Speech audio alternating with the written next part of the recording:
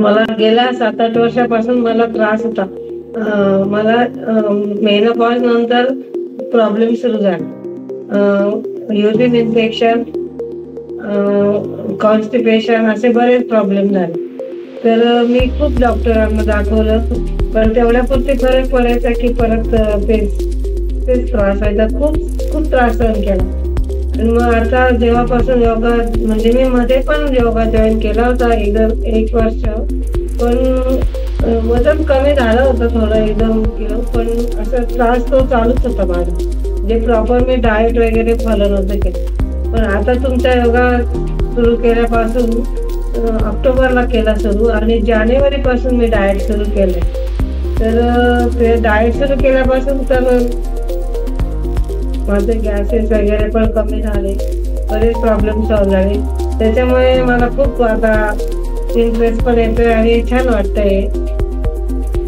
जीत जाएंगे हम, जीत जाएंगे हम, कृतिका अगर संग है.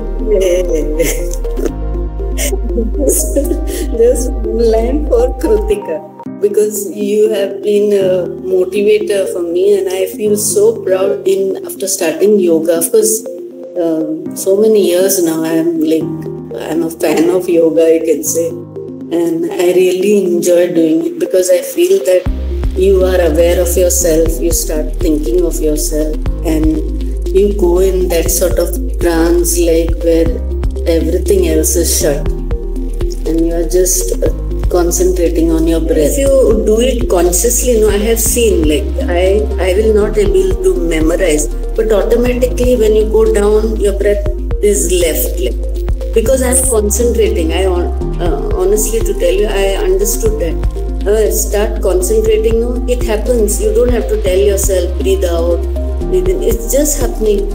Like going backward, you will just breathe in, coming. It happens automatically. But you have to concentrate on breath.